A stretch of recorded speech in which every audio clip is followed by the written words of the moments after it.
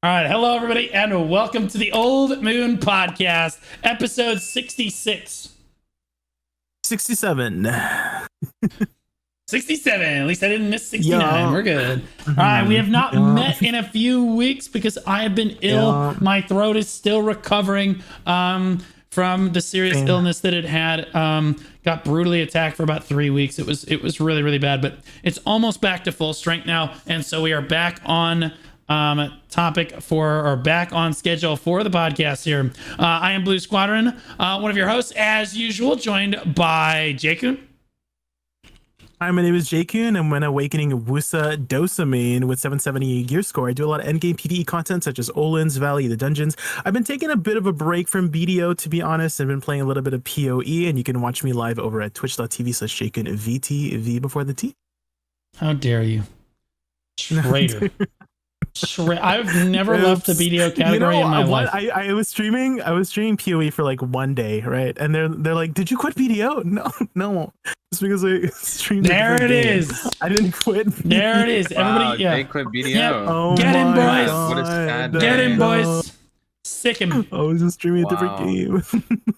Jay, it still feels better than when you stream BDO for 9 straight hours and then you play Withering Waves for 10 minutes and someone's like, "Did you quit BDO?" It's insane. It's literally insane. All right, and our boy Blonde Bear over here, Blonde. Hello, I'm Blonde Bear, and I like to party. Yeah. We gotta get your intro, man. We gotta get your intro down pat, man. We gotta fix this. We gotta fix this. You don't promote yourself. There's no Blonde Bear V before the T. Like, what are we supposed to do? What are we supposed to do? Well, we have a lot of things we could talk about today, guys. And there's a lot of catching up I have to do. I'm gonna give the perspective of somebody that hasn't been playing for recently, but kind of a veteran player that's been coming back because I'm a little out of touch, which is uncharacteristic. Normally, I'm very up to date and very in touch with what's going on in the BDO community, but that illness kind of kept me out of it, and I was moving too. You can see I'm in a new house, in a new room here, which is pretty awesome. Yeah, you sound different. Yeah, thank you. Well, that's the illness. Anything you can there's a little bit more echo happening. Oh yeah, I know. I'm working on it. All right, we're tuning it. We're adjusting. It used to be a lot worse. Okay, It sounds good. It sounds good. Yeah. Good save, Blonde. But yeah, no, so I've been a little out of touch, but Jay, you wanted to talk about the new speed mechanic changes. So for those of us that don't know, myself included, could you kind of go over what they changed about the speed within the game and the mechanics that you're talking about currently? The speed. So basically every class, if you had a 30% slow, bam, cut in half. If you had any kind of attack speed slows, it just got cut in half.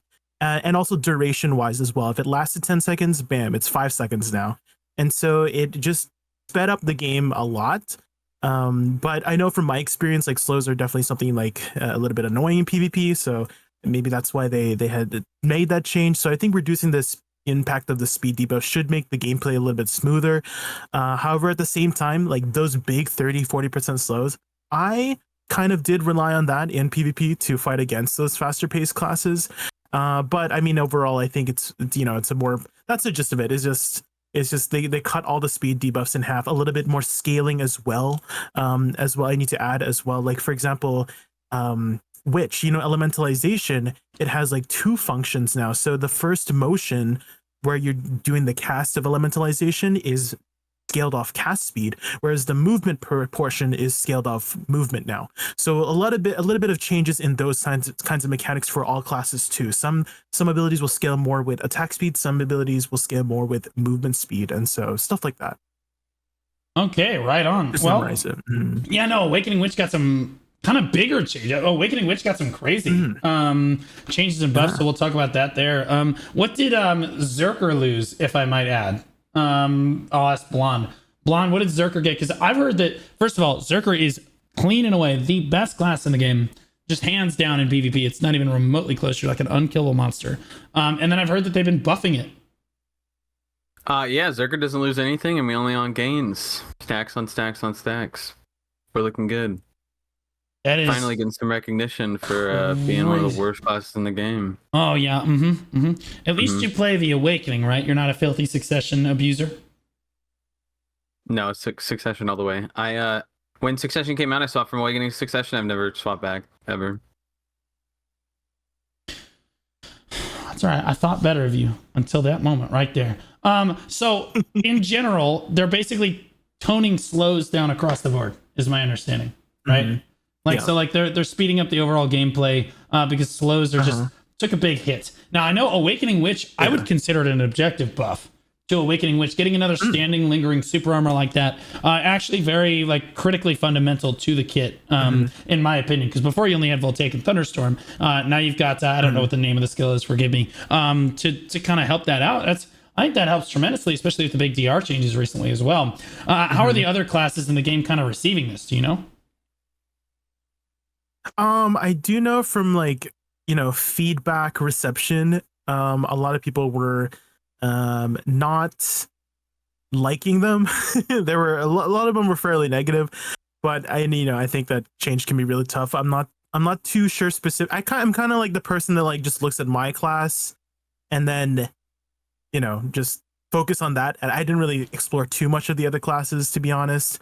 But just like overall reception has been a little bit more negative on the negative side of all the changes, like overall. So yeah, that's where we are. Oh, really? Okay. So like honestly, like overall, people are a little unhappy. I think that the DR evasion rework and then you have this going on as well. I think it's just really hard for it's been kind of a transitionary period. I like kind of how fast they're moving, but like I would love to see them adjust because like clearly evasion is suffering right now. Evasion is just not nearly as good as DR is. And DR is definitely a little bit overtuned, and then you have the DR classes definitely overshadowing their evasion counterparts. So like I'm curious, Blonde, how do you feel about like overall the movement speed changes, the DR evasion rework, now that it has had a little bit of time to sink in?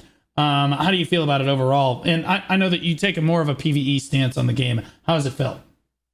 Yeah, I think that the solution is like this is like a cause effect kind of thing where it's like okay, like slows and stiffnesses, stuff like that inhibits your gameplay to be worse or less fun. I feel like that's like kind of the direction they're doing, and that's like what the point of it was. Whether or not the actual like changes are going to lead to anything meaningful or productive in the future, I don't know. I think this is like kind of in tandem with the hit scale changes where we have like less hits on abilities, and they're trying to eliminate all this like sort of gunk in the middle. So I think that's just kind of part of it. I think it's going to be one of those long-term things we have to see after a long period of time, like how it affects the player base, because I feel like that's just kind of the approach that they're trying to take right now. But the result, I don't know. I feel like the game's faster, a little crispier, but I mean, I'm not as technical as someone who's into PvP, so would notice like tiny itty bitty changes like that to be massive, I wouldn't worry about it so much if they would just adjust it. I actually think that the DR evasion change was just an objective step up for the game as a whole. Overall, reducing lag, reducing the number of hits, things like this, kind of changing how the system works a little bit. But like, they need to adjust it. It's been a couple of months now. Like, you've got to take the first step to show us, like, okay, yeah, we're looking at it. Evasion's definitely a little weak. Let's go ahead and let's tune up the evasion a little bit. You know what I mean? That's what I would love to see. Jay, how do you feel about it? As someone that's kind of stepping into PvP, I know that lately you've maybe been doing AOS as much, but like, I would say over the past month or so, you've done a lot more PvP than your previous, I have, yes. Than your previous tenure in the game.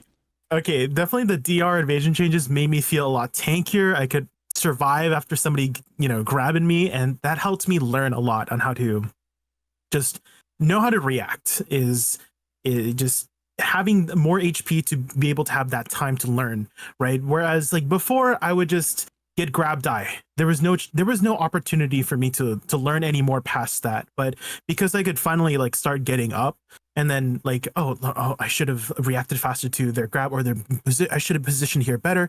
It's been a lot better for like just learning. I mean, I am at like more of a newbie stage, but I've definitely I feel like I feel more confident in my 1v1 stuff. Also, one more thing that has made me feel a lot tankier, especially in PvE. I don't know if you were paying attention to this, but special attack evasion was removed. And in place, they replaced it with just more HP. So also, the Garmoth's Heart upgrade instead of giving that 10% special attack evasion, now gives 900 total HP.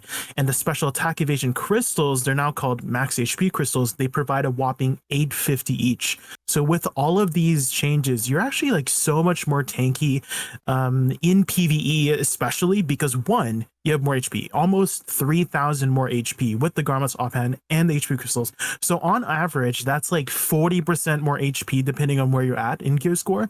Like before I had like 7,000. Now I'm close to 10,000 just naturally. So I mean, a really like big impact that I noticed it the most was at Olin's Valley. They have this really strong heavy hitting attack at Olin's Valley after the arc comes down, and that I usually forward guard through it, but it's a little bit spicy if your forward guard's not full, because if he hits you, if it's my forward guard, I drop down to like 10%, 10% each. Now with all these HP changes, my forward guard drops to like 50%. Really? It's just, yeah. Because if you didn't know, HP, a lot of people don't even know this, but HP scales with forward guard. And so the more HP you have, the more forward guard. So I felt so tanky. I feel so much more like invincible. But at the same time, I do think I have a feeling that all of these like tanky changes, also HP potions are now like double the amount. If you didn't know, it went from 275 to 550 recovery. So you're just recovering more overall. And so we're just like, you're not dying, right? Unless you're, doing standing and dumb stuff. But I do have a feeling that this might be something in preparation for maybe new content that would hit much harder. Because again, right now I just feel like invincible. I feel like I can't really die in PvE right now. So yeah, except at Ash Forest.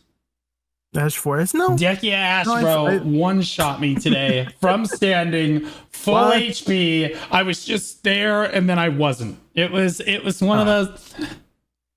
Oh, there was moments. this PvE Like, it was god. He said one time, what was it he said? He said just don't just die. iframe. Yeah, just don't die. Just don't die, you idiot. Yeah, that was literally Jay's advice. I remember Never that. forget.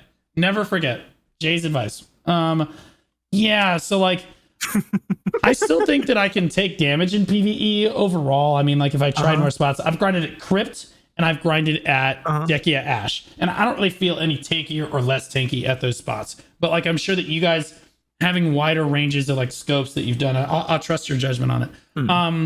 Like overall, I think that like special attack evasion, let's talk about this for a second. Do you think it was a W change to remove special attack evasion in its current form and give it and basically make it flat HP? Yes or no? Do you think this is a win for the game or an L for the game? I'm gonna start with Jay and then we'll go to Blonde. I think so, because I never really liked that RNG portion of it. In the first place, where like if the special attack evasion procs, you're not dying, but if the special attack evasion procs doesn't proc, then you're dead. And so I never really liked that RNG portion. So having it just HP, just making it like a consistent thing now, so that you know for sure, like, hey, like I have this much HP, I know for sure I'm gonna live if I'm at this much HP. That makes it a lot more better for deciding whether you should go in or not. So right, that's my stance. And Blonde, what do you think? W or L?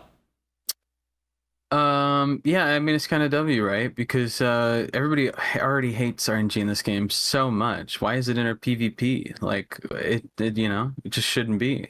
Special attack, resistances, like after the first CC, I feel like there's a lot of that should just be kind of like, why is it even there, bro? Yeah, I mean, like I take that exact same stance, to be honest with you. I think that any attempt to remove RNG from PvP in general is an objective W. And RNG from PvE as well, obviously. But like, especially in PvP, because that's what really matters when you talk about balance and things like this. I really do think that it was an objective W for the game to remove that kind of guessing game or that guesswork from the game. So objective win. I like the flat HP. I also like, they added flat HP caps, I think, on capped node wars and sieges, right? So you can't just go flying over the cap. Yeah, they can't just go flying over the cap anymore with like 15,000 HP, and just be a completely unkillable monster. So like, have they removed elixir use yet in capped wars, or no? Is that not been done yet? Because they removed chimeras and kayas were basically supposed to be removed. There was a bug where they came back. You can still use elixirs. Okay, so you can still use elixirs, but we're trending towards that like truly capped PvP where like everybody's on the same like wavelength. I think that's an objective win, especially for cap PvP. A little amount of cap PvP that is actually fun anymore, or that's left. But I'm curious, as PvE lords. Oh, go ahead. Go ahead, Jay. I wonder if they should just have like a normalized elixir. Like it's a brand new elixir, and you can only use this specific elixir during Node War, and it gives like, I don't know, like 10% down attack, 10% back attack, and that's the only, yeah, and maybe some other stats, and that's the only thing that it's like regularized. Is that a word, regularized? in capped PvP Standardized? instead of standardized. There we go. Holy words. Okay, vocabulary. Yes. I got you. Thank you. I'm not really sure. I think that standardized everything for cap PvP is just an objective win. So just make sure you standardize everything. Before it was like cool because you could like min max and stuff. Now it's not fun anymore because like people go crazy with it, and it's just used as a way to just bully as many new players as you can. Now let's be honest, you're gonna bully them anyway. If Cho drops on T1, even if all the stats are the same, it's cooked. Right, which is exactly what we're seeing. Yeah, for some reason they do more damage than everybody. I don't know. Yeah, well, I mean, yeah, that's just how it is when you talk about the pros of any scene. Their abilities look like they do more damage. They look like their skills come off cooldown more frequently. Right, like it's kind of crazy that way. It's kind of crazy that way. Yeah. I'm curious. Do you guys participate in Node Wars right now? Node Wars are primary PVE content right now. Because basically people are doing them to try to get the buffs and Monster stuff. AP. Yeah. The monster AP, the drop rate, stuff like that. So like, are you guys doing Node Wars right now? I have been, yes. Yeah, whenever my guild is doing Node Wars, I try to sign up whenever I'm available. So it's been APOC, fun. right? Yeah. You're in Notorious? Yeah. So, okay. No, so like when you see J-Kun doing Node Wars, that's when you know the rewards are really, really good, man. They're just that good, man. They're just that good. Blonde, Yeah, are you doing Node Wars? I am not node warring now. Oh my god, what a loser. Yeah, Imagine I'm just not- kind of a. He's different. Why are you I'm not just Node gonna- warring?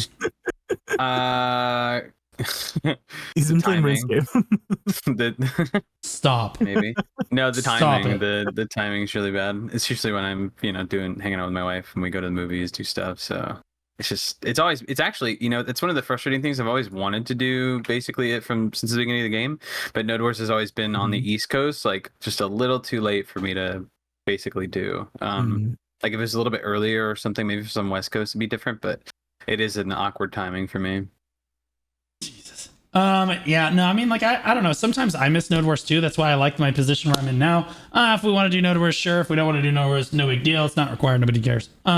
Because that's kind of the state of Node Wars as it is currently. But okay, all right. I don't want to dive too much into that because like that's kind of just like a tangent. The thing I really do want to talk about are the sovereign weapons, which of course were released today in a patch. As long as you are a human being in Korea and have rights, you can absolutely play with sovereign weapons, Land of the Morning Light Part 2, and everything released today in KR. The rest of the world doesn't even have a release date yet.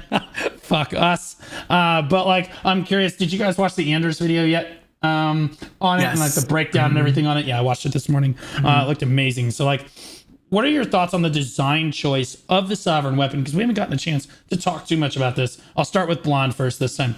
Blonde, do you think that sovereign weapons are kind of a good W step in the right direction for the game, or would you rather have seen them do something different, or do you like it? What's your take on it?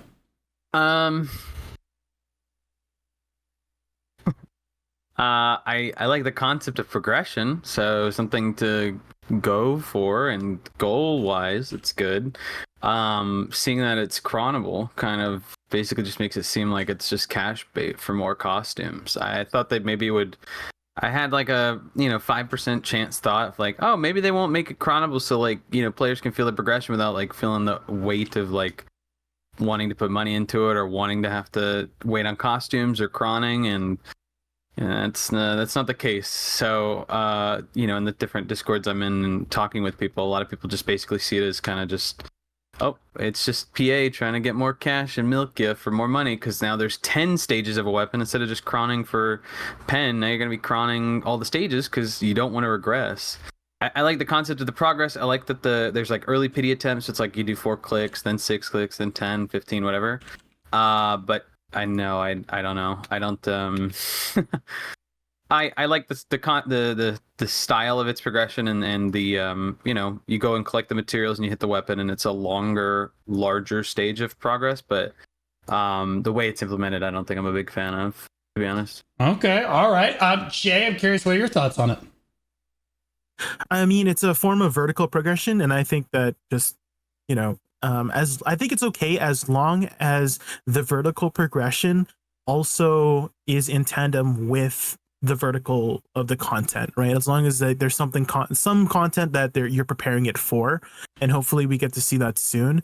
I mean, I was looking over the Land of Morning Light Part 2, like patch notes and stuff, and they didn't have any details on the boss splits, which I was a little bit disappointed by, because I wanted to really understand like that part of the maybe they're still preparing it, which kind of stinks, but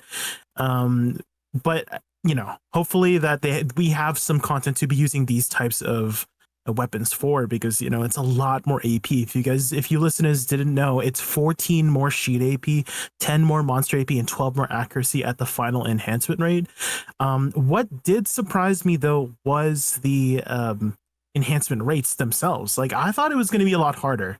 I thought so too. It is harder. I would agree. Yeah. On the end. But for listeners who didn't look over it, let me just like summarize just a little bit of it from Pry to Pen. I thought it was actually super generous, right? It's 60% for Prime. So these are like recommended stacks that they have, right? And the recommended stacks aren't even that high from Pry to Pen. It's like 60 stacks to 150, right? Average stacks. So 60% for Pry, then 35, then 20, then 10%, then 7.5% for Pen using recommended stacks.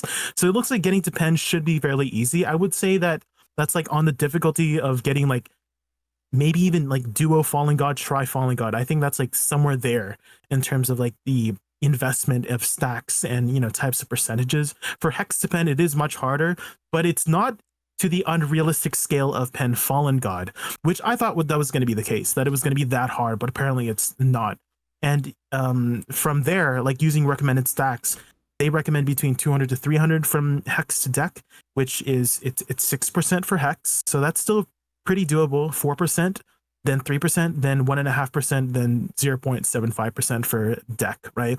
So non and Deck really hard, but getting up to Oct, I think that's the most realistic stopping point before it gets like really hard. So it kind of looks like, you know, it's the 8th level, 3% chance at 250 stacks. You know, when I first saw this rate, I immediately thought, oh, that's like almost equivalent to like a Tuvala to me tapping for the Pen Blackstar with their free pen hammer, right, at 150 stacks from the Calpheon bot, right? So it's fairly doable to get to Oct as a sort of like soft cap point. So yeah, I do think there will be some people getting Deck, maybe even week 1 if the Blackstones that you were mentioning are, you know, easier to get, which is what I'm going to predict. So don't you think that's kind of weird though? Like a brand new weapon's got 10 stages and we're already like, okay, we're all going to be at like 6 or 7. Weird, right? Is that not like, can we not make the first stage cost a lot of materials so that we're on, I mean, not that I'm like saying everybody should be on an even playing field, because then like you would just wait to the next update when they give out the free Deca weapon or whatever, but it does feel weird that it's like, okay, we get the new weapon and the first 5 stages don't matter and we're already hitting like 6 or 7. And I understand that PA wants to set the bar for entry low, and so like I guess as end game players, our perspective is a little different because we've already got the capital income material to reach the later stages. It just feels kind of odd to already be like, yeah, 7 will be easy. Now we're looking at again 1 or 2 more taps for the end, and it's like I don't know how you fix that. When they said at the Calpheon Ball, I remember them specifically saying the Calpheon Ball that getting your enhancements up will not be, I can't remember the exact words, but they said something like along the lines of, "Oh, if you have like deep pockets, it will be harder. It will be. Still it wouldn't hard be as easy, yeah, because you're gated on materials, right? I imagine from the world, because like, what is it? You have to do. There's 4 world bosses you have to do. World bosses, materials. Yeah. So basically, if you can just like, if you live on your computer, you'll have more materials than the next guy. It is weekly though, is what they mentioned on the. I didn't see that. So. That's not too bad. The like rewards Garmoth are S? weekly. So yeah, basically Garmoth S. So if you miss some of the world bosses, you can. Yeah, so it's going to be time gated in that way, I guess. Yeah. Yeah. Okay. I was so surprised it wasn't tied to. Yeah. Right. You don't want any of this sales. So wait, you can or can't? You will be able to sell it. Yeah. Yeah, I heard the night vendors how a lot of So- people were getting their materials. Oh, really? Okay. I didn't Yeah. know. Cool. Yeah, it's probably gonna be patched for when we get it because there's no shot. They're just gonna let it open. I'm really surprised. I thought that the stones would be tied to the boss blitzes to incentivize people to do that group activity together. Maybe that's another way to get Maybe those it will be as materials. well. Mhm. Yeah, maybe I'm that's thinking, yeah. additional to get more mats. Mhm. Because I did see the weapon itself is not sellable, right? Is that correct? The weapon no, itself the weapon will is not not be sellable. tradable. Yeah. Yeah, yeah. I think that's a good choice. I like the concept of like I'm all for like going and grinding and getting your money and buying your gear so you don't have to deal with the enhancement system, but there is like something in esque of like everybody's working together on their own thing, and like I think it's more motivating that way personally. I think that people get so demotivated when they look at massive money goals, especially when you're getting to like the late game. People are like frustrated and bored about it, you know. Okay. Yeah, I mean, like my take on the sovereign weapons, I actually think that they're designed super well as far as like stepwise progression. I would agree with Blonde's take that I think that the early stages were a bit too easy. Like these are the only weapons we're gonna have for like the next 4 to 5 years. You know what I mean? Probably. Like, and we're just gonna blast through it. We're literally gonna be done with this in. I mean, shit. If you got lucky, you're done in the day one, bro. You're already ocked or whatever the. Like you're done, bro. Like Just one tap it. You're going straight to Tet, right? You're basically going. If you're a veteran player and you're ready for this shit when it comes out, and that's exactly what's going to happen, right? A lot of the veteran players, like Jay. Yeah. Jay, what do your prediction? Yeah. How far do you think you get on day one enhancing that? Day one. It will definitely depend on how many stones we can get day one. But I feel like, you know how like when you get your Fallen God, you can immediately get it up to duo? Yeah. I feel like that would be the case for getting to pen. Like when you get your sovereign weapons, everyone's just going to get their pen right away. And then after that, from Fallen God, try to Tet, that's going to be like, the climbing point. And then for sovereign weapons, the climbing point would be from Hex to Oct. And then after that it's going to be much harder. So yeah, I mean, I would agree. Like, I feel like everyone's gonna get at least to Tet, I would imagine. On like, you get the weapon, and then you've got a little bit saved up. You're going straight up to Tet, and then like, I don't know, man. I feel like you're basically just done almost already. Like, I will say that the weapon lights up. If you don't know, guys, the weapon does light up as you enhance it. So like it gets cool light up effects as you enhance it. And the light up effects actually stay when you equip weapon skins. So like no matter what happens, your weapon will always be glowing that color in that way, no matter what weapon skin you have attached, which is unprecedented in BDO and is also really cool. Very, very cool. Did you guys get to see all the different weapons together? Are you guys happy with the weapons that you got? Yeah, Jay, I'm curious your thoughts on the Wusa. I'm split on this. Go ahead. I actually don't like the Wusa's fan, but I really like the book, The Awakening Weapon. That was so much better, thankfully. But the fan, I was not a fan of. Oh, It God. was not. Wait, you were not a fan of the fan, but you like the book? I was not a fan of the fan. I liked the book. I didn't like the fan for some reason. It didn't click with me. No way. I was exactly the opposite. I love, I love the fan. This is what the fan looks like, guys. This is Anders' video, by the way, just to give credit. But like that, I love how the fan looks for Wusa, and I just don't really like the book that much. I feel like it's kind of overdone. I felt like it could love look. the book. It's big. Yeah, It's big and bright. I don't know. I was hoping that it would be more like that Doctor Strange versus like the Red Witch, like that book that she had. You know what I mean? It'd be really cool like that, but yellow instead of red. But like, yeah, I think overall they're pretty good. What do you think about the Zerker weapons, Blonde? They're cool. I mean, there's only so much you could do with an axe. They look all right. I'm more interested in the Dosa weapon. The Dosa weapon looks sick. That's awesome. Yeah. I thought the Dosa, I'm like, ooh, man, I already like the sword and some of the skins we already have, but the potential is, oh, man. I'm really There pumped were for that some one. weapons that are just kind of like you can't really see them. Hit or like miss. The Megu weapon was Megu's like, is crazy. Hold on, let me try to find Megu. Megu's is literally insane. There it is right there. Guys, this is the Megu shot for the weapon. Megu's is by far, this is the pre-awakening weapon for Megu. This is by far the worst weapon. They didn't even take it out because you can't see it when it's out. It just blocks your ass when your weapon is put away and everything. It's and your effects are too bright to even see. Jesus. Oh god, it's so bad. Oh, it's so miserable. Actually, you know which weapon really surprised me that I was like, whoa. That's a really cool design. Was the Shy Boomerang? I was actually the Shy was really good. I was like, I was surprised. Yeah, that one was really good. Too bad they don't have a soul. I hope you like it because you ain't getting a different one. You know what I mean? Like that's it. That's all you got. Yeah. It does look really good. Although it's tough to mess up like a cool looking boomerang, in my opinion. So like, there's that. Do you know one of the most underwhelming weapons by far? Is right there. Was it the Awakening Nova weapon by chance? Oh god, yeah, no. I'm gonna get to that disaster in a second. Okay. The witch is absolutely just miserably bad. It's so bad. Yeah, I know. Your balls are just lit up, huh? But the staff, no, the staff is like when you compare it to the other weapons, it's like a 3 out of 10. You know what I mean? Like the staff is like, yeah, whatever.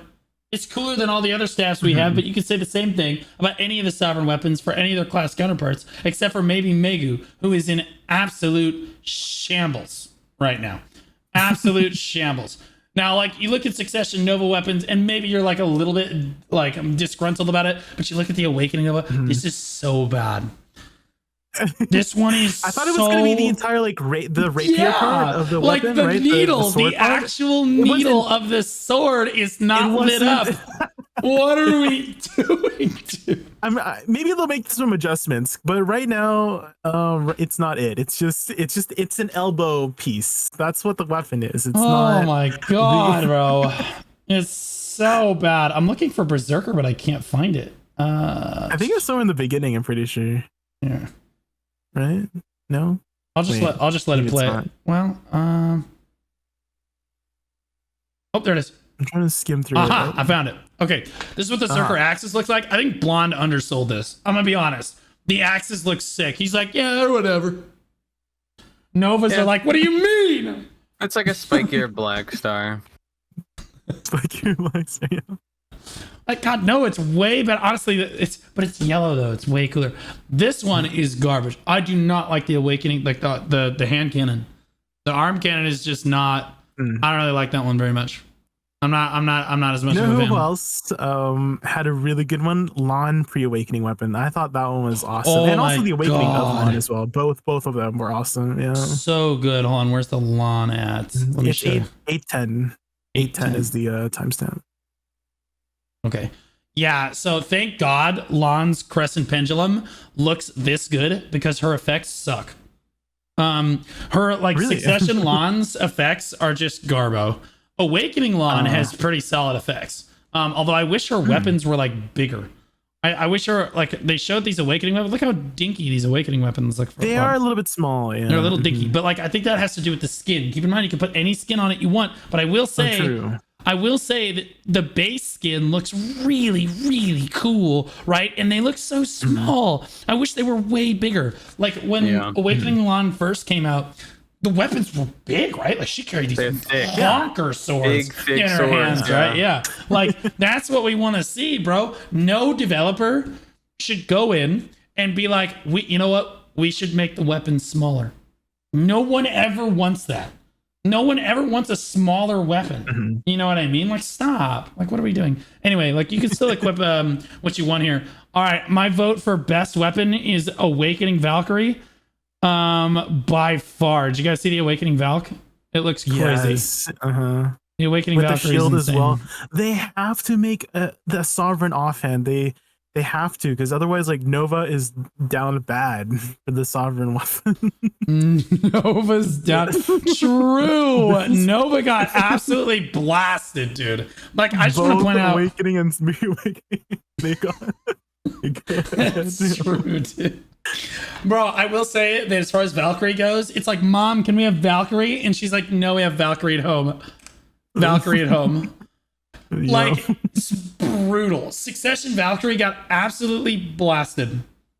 It's like the long sword, like I said, it's so small. It looks so dinky, right? And then you get to Awakening and she's carrying this honking lance in one hand. And in the other hand, she's got this massive ass shield. And it's all lit up and glowing and it looks really cool. And again, Succession just didn't get that. Like the shield isn't lit up. You look like such a pussy compared to the Awakening counterpart.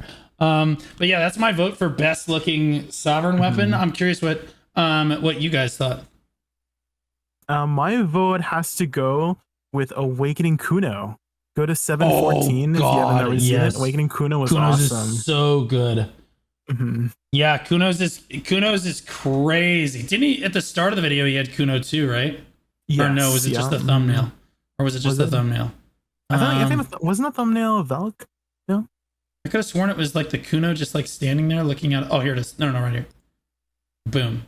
If you look at this right here, yes. Look at that, dude. That's crazy. Like that Kuno looks so sick. I'll try to blow it up for everybody.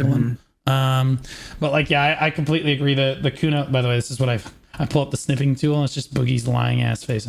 Well, there we go. That's what I get for reacting. But like, that's what the Kuno Awakening weapon looks like. Like so sick. Blonde, I'm curious. What are your thoughts on best weapon? I like the Valk. The Valk with the shield and the lance look really sick. I'm not gonna lie. I've never played the class. I've never been a fan of it, but I mean, I credit where credit's due. It is really, really cool looking. Yeah, I'm gonna post this video in the chat so that everybody can see the Anders video on it because he showcased all of them here. But yeah, if you want to check out your class there, Ninja also got blasted. Ninja, although in fairness, I don't know how you make Ninja's weapons particularly like cool looking, you know what I mean? He's already got the anime theme style. The coolest part about Ninja is him putting the weapon away. Like that's ironically enough, that's kind of how it is. Real and true. How it is. I do feel like a critique here. Scholar weapon is way too small.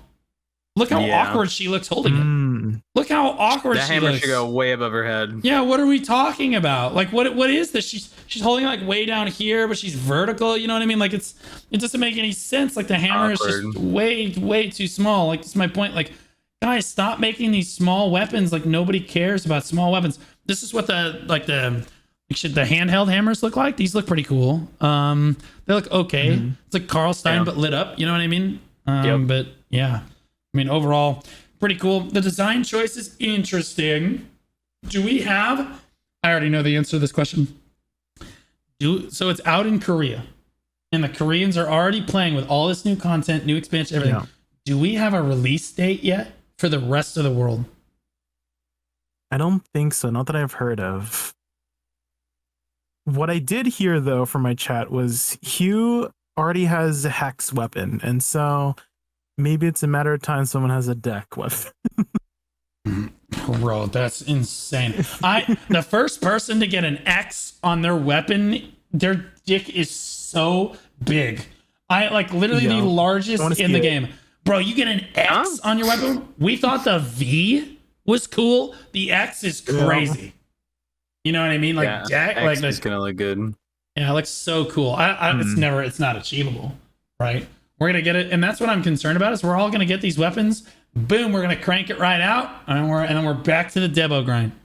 You know what I mean? Like oh my gosh, dude. Like, so the thing that we're going to end with today is the end game progression direction here. So it kind of transitioned from Sovereign to just end game progression. Okay. I actually do think that like they added a new stone for the Sovereign weapons. And very briefly, I think that's objectively totally fine. I think you can have as many stones in the end game as you want. They're veteran players. They already understand all the systems of the game. They can't really get confused with it. You can make new stones for end game players. The new game, like the new players are the ones where you have to simplify all the systems. So I don't mind them adding a new stone to the game after simplifying all the other stones. Sure. Yeah. As far as the end game progression direction, we're kind of in a situation where new players have more choices to go with their gear than end game players do. And that's really bad, in my opinion. I'm curious what you guys think about it. Like, you guys are done with the Debo grind. You're finished with it, right? So what are you working on right now? And did you totally like the Debo grind? Blonde, I'll ask you first. Okay. I'm not done with the Debo grind. Really? I got one of my Debo rings, but the Oh, second the one other ring. I'm at 14 out of 20 attempts. So Deserved. Okay. yeah, Good. that's totally Good. fair and valid. And Excellent. I wouldn't mind it, except for the fact that it's like 40 hours between getting a seal, which turns Holy into 2 true. rings. I understand that the point of the rings dropping at such a sporadic rate is because there's you go to all the other Debo spots, and while you're getting those Debos, you're also getting the rings. However, someone in my very privileged position to be at the end of that, it's very annoying to sit in any spot and basically be waiting 40 hours to get a drop. So the motivation is very low.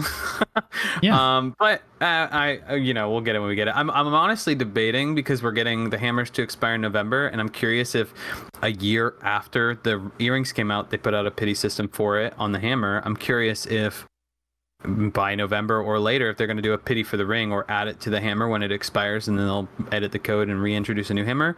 So I was curious about just maybe getting it to Tet and then just slapping it with hammers, so I don't have to sit there, because it's not so bad hitting pen. I don't mind hitting pen. That's motivating, right? I go get 30 bill, I buy the crons, I go click the thing. It's demotivating when you're going to try and duo and potentially pry. So downgrading. I think that right now it's cool because the weapon isn't something you're gonna save money and buy like you would any of the new armor pieces right when they come out, and everything is just kind of time gated, so you're kind of like free to grind a little bit, get your cron goals, set some big ones if you want to, push hard on Night Vendor for those first stones unless they hot fix it for the rest of the regions, and then just kind of from there you figure it out. I think that I'm like post treasure grind, I'm kind of like chilling. I'm not really sweating it. I'm kind of like, I want to play, I'll play a little bit, no big deal, but I'm not freaking out about it. I'm just chilling, having fun, playing, trying different spots and stuff. I think right now would be a good time to go to Tongue Grad if you could and get those fail stacks. I feel like those things are going to sell out because we already kind of have predetermined fail stacks for the clicking, and I think that if you in your mindset already have like a set goal, then you can just kind of sit from there and go for it, Yeah. Yeah, I would generally agree. I think that the forced Debo grind, it completely takes all the dynamic out of the game personally, especially for like grind spots that you feel like you can go grind. That's the most miserable aspect of it for me, is that I feel like I have to grind one spot in the game where all these other spots that I could grind from to make a bunch of money, I have to go to the spot that for the Debo that I'm currently grinding for. Jay, what are your thoughts on Debos? You're like 3 earrings in, you're carrying like 10 rings, you're full pen everything. Like, how did you like the Debo grind? Do you think that all players should have to go through that? Do you think it's a good design choice? What are your thoughts on it? So, like in the very beginning, so I started Debo grind back in 2020, right? When nobody could really grind Ash Forest at the time, and that was like a really cool, challenging thing for me, was trying to go for my Tet Debo, right? That was my goal after I hit my Pen Black Star in 2020, was to go for a Tet Debo. That was my next biggest upgrade. It was 4 more AP after my Pen Capotion necklace, right? And so, or did they give Pen Capotion necklaces back then? I might have had a Tet Ogre back then. What year was it? 2020. I don't think. We had not Pen yet, Capotion. right? We had just okay, gotten it. We had I think Pen Capotion necklace came in 2021. I'm pretty sure it came in 2021. I might have had like a Tet Tongue Grad necklace or something like that back then. But anyways, it was a really cool grind because nobody was there. Nobody really grinded it efficiently. Nobody knew the mechanics and stuff like that. But now it's just, it's like everybody's trial now. Before, it was nobody's trial. Everybody was just going for their ogres. Now it doesn't feel that special anymore. It's not like that exclusive thing anymore. And so it is definitely like everyone having to do it to get the best in slot gear, and there's not like too many more choices. It does feel a little bit like there's not too much diversity, right?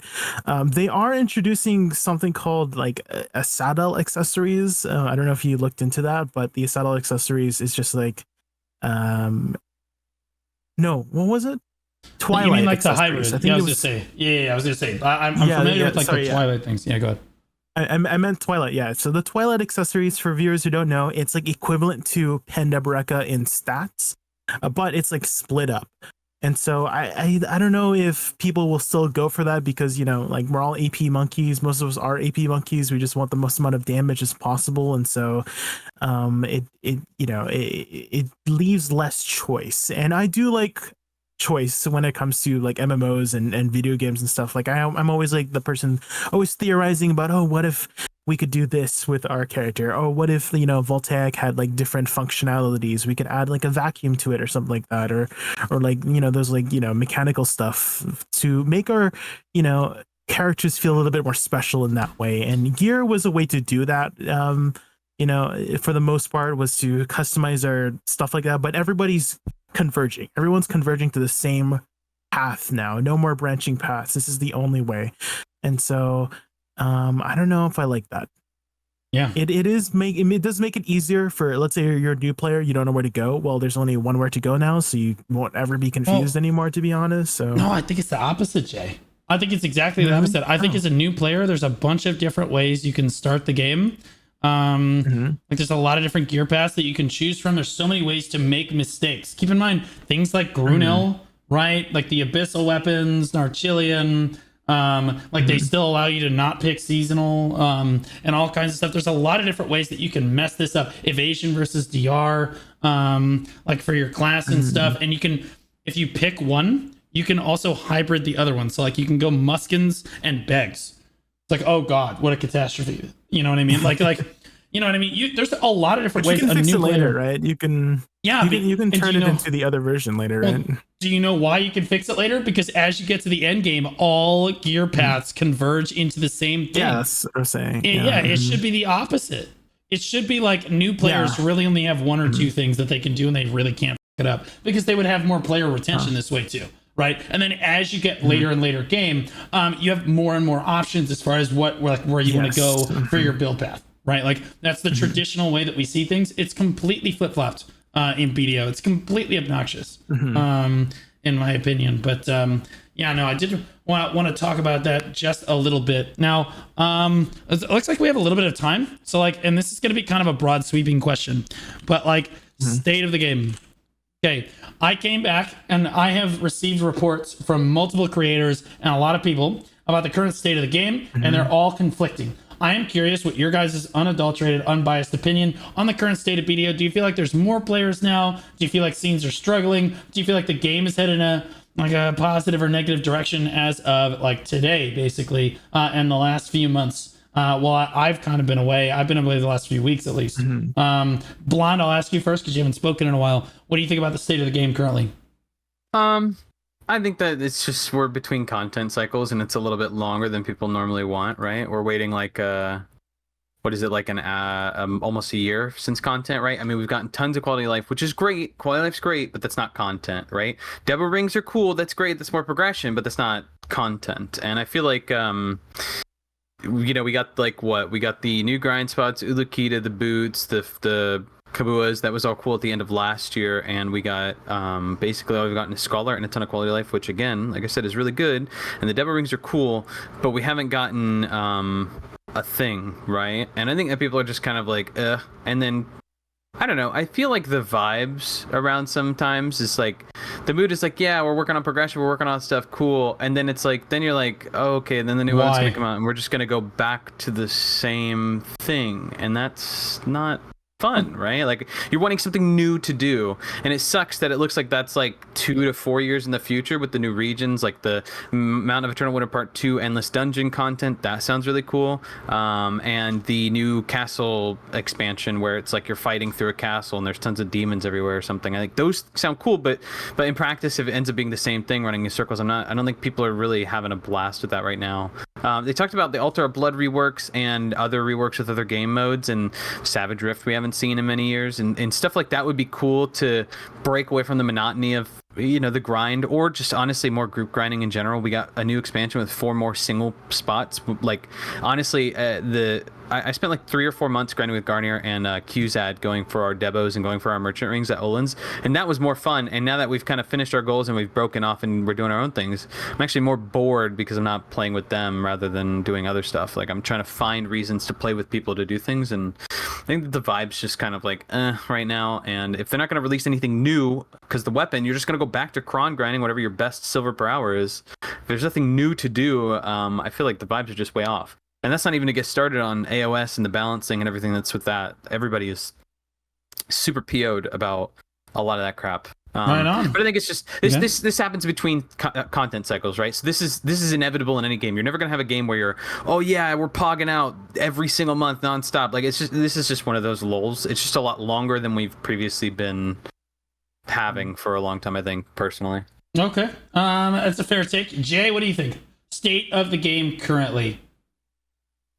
Yes, I do have to agree a little bit with Blonde about how we've been just really in between content, and there's not much to do right now. I mean, as somebody who loves BDO, as somebody who says a lot of positive things about BDO, I have to say that the game is kind of stale right now, and that's why I've been taking a bit of a break from BDO and playing PoE.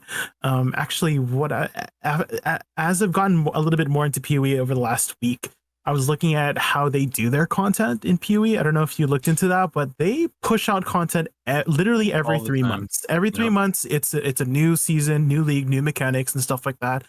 And I feel like BDO could learn something from that, in a sense that, like, they've done roadmaps before in BDO, right? But sometimes a lot of the roadmaps it falls through, and I kind of wish that they would have some sort of roadmap for us to look forward to. And I think that's what we're missing right now. Is that, I mean, earlier you just said, like, oh, do we have a date for the new region? No, we don't have any dates. We don't have any, like, things to look forward towards, and that's why, like, we're feeling the way we do feel right now, right? Because we don't know what's coming. But I think if BDO did tell us that they did have some sort of roadmap for us, like, oh, like, it's coming, in 2 months. Okay, thank you for letting, at least you're communicating with us, right? You're communicating that this is happening here, this is happening there. So I wish BDO would do more of that. Is just give us something to look forward to, give us, like, dates and stuff like that, so that we can, hold our chairs. I don't know what the right saying is, but all right, so I'll give my take on it. I completely agree. I think it's absolutely wild to release an expansion without even so much as having a release date on the table for the rest of the world. I think that is literally insane. Blizzard would get sued for malpractice if they released the WoW expansion in North America before the rest of the world without even giving a release date for everyone else.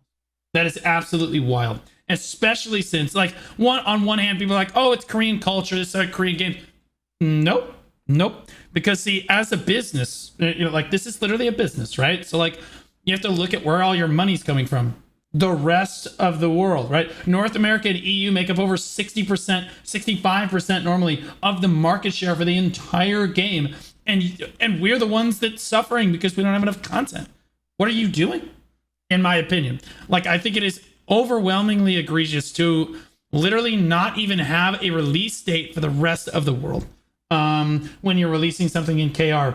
Also, for a company that boasts a company slogan of the adventure never stops, it's really the adventure never starts for the rest of us. And I've said this before, because, see, in Korea, no, I'm just going in Korea, they get the adventure, they get the sense of discovery, right? When a new expansion comes, they get the discovery, they get to, like, tinker with things and, like, find things wrong or find things right, or hey, I can do this, or hey, I can do that, or hey, look at this cool new place that no one's been before and no one has seen before. We don't get any of that. The rest of the world does not get any of that, because we all have to see it through the Koreans' eyes first. That sense of wonder, that sense of adventure is just gone. It's lost on the entire rest of the world. This is the biggest fundamental problem with Black Desert Online currently, is that they do non-worldwide releases like this, and it's extremely frustrating to the people who pay their salaries. Really, really frustrating.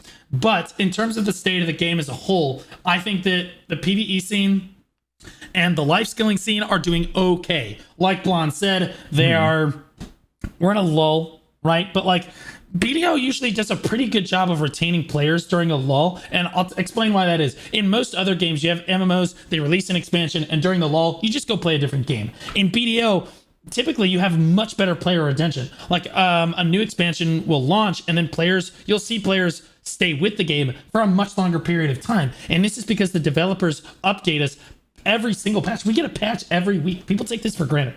We get a patch every single week, right? Updating things about the game. And I think that people really like that, and it helps with player retention in the game overall. So I think that the life skillers and the PvEers for now are kind of content doing what they're doing. Yes, it's a little bit of a lull, but they're okay. If you look over on the PvP side of things, it's a complete catastrophe. It's a complete collapse of basically everything we've seen in the PvP scene. This is the least amount of guilds I've ever seen doing Node Wars, and the least amount of people that I've seen doing Node Wars in my tenure in the game. Is absolutely wild. Siege is also on the decline as well. Despite the fact that the rewards for the new Node Wars scene, which is the only reason people actually do Node Wars right now, is like that's it. The funny thing is the only people doing Node Wars are people that are just like, yeah, I just want my PvE buff, and then they go right back, right? Like they're not even the people that really want to fight or like have fun with it or be competitive, which is very frustrating. But that's another topic in and of itself. The PvP scene is in a collapse right now, and I think that with the Node War scene in the state that it's in, it really hurts guilds' abilities to come together. I was explaining this in a recent video, but like essentially BDO's community is a very like tight-knit fabric of guilds, right? Like it's like BDO's community is the guilds, right? It's what brings guilds together, and what brings guilds together is PvP. Okay, in other games it's different. You have endgame that is like a PvE. Okay, so there's reasons to get in voice with each other that aren't necessarily PvP oriented. In BDO, you'll never find a more active community typically than the PvP ones. And like the PvE ones tend to be a lot less active by a magnitude of 10 in general, as a general rule. And so we have less and less reasons to kind of come together as a community and get together and interact with one another, which is extremely concerning. I also think that like in an MMO, you have a very delicate ecosystem of PvEers, PvPers, and life skillers. And it's kind of like a food chain. If there's an excess of one or not enough of another, everything kind of gets out of balance. For example, if there's too many carnivores, all the herbivores die and the carnivores just eat themselves to death, right? Yep. And likewise, if there's not enough carnivores, all the herbivores just die because there's not enough food to support them. In this case, you have to have PvPers to help support the life skillers and the PvEers. As much as people might not like to admit it, all three communities are interwoven with each other based on market, player interaction, guild stuff, consumables that we eat, all of that stuff ties into like what makes BDO up as a whole. So PvP is really struggling. The other two scenes I think are doing okay, where I would expect them to be at this stage. But PvP is really struggling. And if there aren't major changes for the PvP scene like soon to like fix any of this stuff, we'll continue to see a decline in PvP, and then you'll start to see a decline in the rest of the game, I think, too, which is rough. Right now, the game's doing okay, like on the whole, because PvPers make up a kind of a smaller impact of like compared to the PvEers and the life skillers. BDO's doing okay, but like on the whole, you see less people interested in content in BDO. You see less people kind of like logging in like regularly to play the game. I don't see as active guilds in general either over the last few weeks, and people have been kind of keeping me updated on the Node War scene. It's definitely getting a little rough out there. Well, I just thought that was interesting. We are a little bit over time, so we'll go ahead and do closing thoughts on this. We'll start with Blonde. Go ahead. Closing thoughts. Closing thoughts. Like I always say every week, we'll see. We'll see what happens if PA decides to, do what they need to do to get it in the way it needs to be. It's kind of all in the devs' hands. I don't know. We'll see, kind of deal. That's all I could really say. That no promises made, right? Like the new expansion's out. We'll see when the release date comes out, and we'll kind of go from there. You catch me at twitch.tv/blondebear, where I'm just chilling and grinding and chatting, casual. Right on. And Jay? Closing thoughts is, I think balance is good in like both gameplay wise and also lifestyle wise. So I always tell in my chat that whenever like if you're looking for stuff to do in BDO, tailor it to the current events that's happening. right now there's not much happening. So this would be a good time to maybe take a break, do the fishing, right? There's a fishing event right now. Set up your fishing on, take a break, a little bit of a break from BDO. And then once the content finally starts arriving, then you can get back into BDO. And, that's a good way to like not get burnt out. But yeah, so that's my advice for you today. And you can find me over at twitch.tv/JakeandVT, V for the T. Okay. Really quickly before we end it, I give my closing thoughts. Did you guys have a favorite outfit out here? That green and black one was sick. With the lawn? This guy right here? The glasses. Oh, the glasses eat. Yeah, the glasses are so good. Yeah. I didn't even know that was a look you could make in the game. It's so freaking cool. Yeah, the hair fades that's too. That's like the Lost Ark-esque kind of like mixing outfits and vibes together. That is sick. Yeah. The stylization is so good in that. The hair matching everything too is just like, yeah, chef's kiss. Completely agree. Jay, do you have a favorite?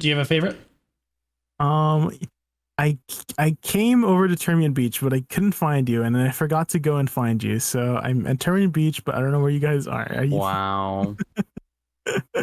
Yeah, my favorite was the one Blonde said. That was a good one. Oh, nice. yeah, I'm sure. Yeah, Yeah. so good. Look how good that one's crazy. Yeah, I love So that insane. one. Yeah. My favorite was this guy right here, bro, because this guy was just sitting there like the Godfather in his chair.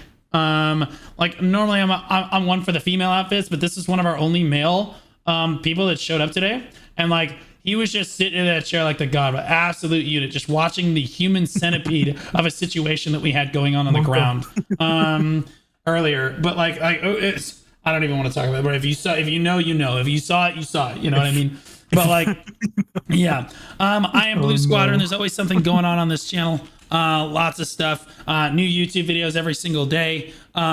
Check out the Discord. It's always super active. People in voice, people to ask questions. I hang out in there as well. The Twitter's always getting more active as well. We just signed with Mythic Talent, which is really cool. Instagram, obviously, and then we have TikTok, all the fun stuff that the kids love. You know what I'm saying? But yeah, from all of us here at the Old Moon Podcast. Oh yeah, make sure you comment on the video.